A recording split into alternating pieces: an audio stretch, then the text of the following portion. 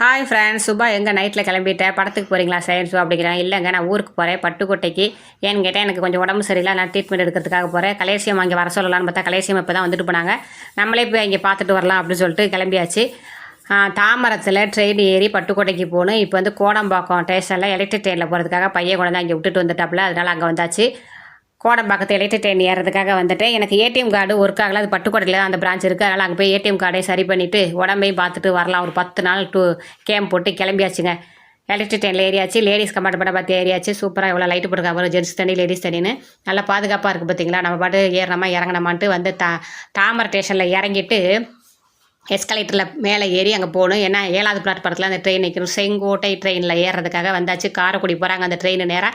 நம்ம காரைக்குடிக்கு போல இப்போ பட்டுக்கோட்டை வரைக்கும் தான் வேலை, அதனால் பட்டுக்கோட்டை ஸ்டேஷனில் இறங்கிக்கலாம் அப்படின்னு சொல்லிட்டு ட்ரெயினுக்காக வெயிட் பண்ணி வந்தாச்சு. நான் சாப்பாடு எடுத்துகிட்டு வந்துட்டேங்க. பசங்களுக்குலாம் இட்லியை சுட்டு வச்சுட்டு எனக்கும் இட்லி எடுத்துகிட்டு வந்துட்டேன். ஏன்னா 7 மணிக்கே கிளம்பி